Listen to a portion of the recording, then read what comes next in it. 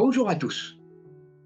Alors que nous entamons la nouvelle année, nous sommes souvent portés à prendre de nouvelles résolutions et parfois même à prendre des décisions radicales pour transformer nos vies.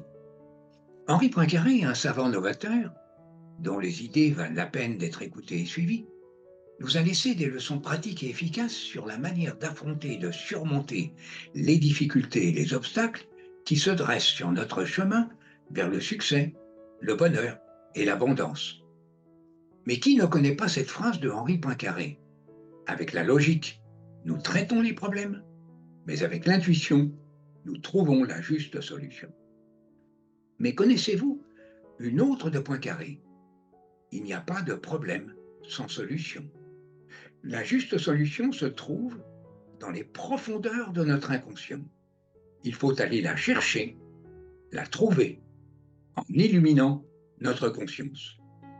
Si vous suivez cette citation, comme je l'ai fait moi-même, vous pourrez alors vous demander la chose suivante. Quelle méthode pratique utiliser pour affronter les problèmes qui se présentent à moi dans ma vie?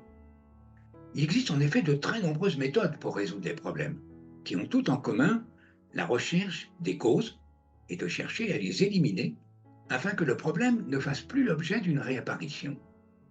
Ces méthodes, et dont les techniques sont bien connues, même surutilisées, dans le développement personnel, la PNL, le coaching, ont toutes, il faut reconnaître, leurs qualités, mais aussi, selon moi, un grand inconvénient. Ils font travailler le cerveau en mode conscient et ne vont pas rechercher la solution dans les profondeurs de l'inconscient, comme le préconisait Poincaré.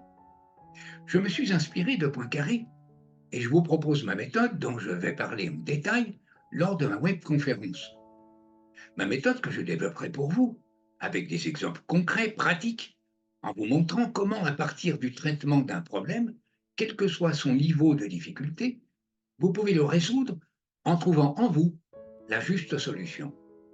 Et n'oublie pas que dans la neuroscience, cerveau, corps et esprit ne font qu'un.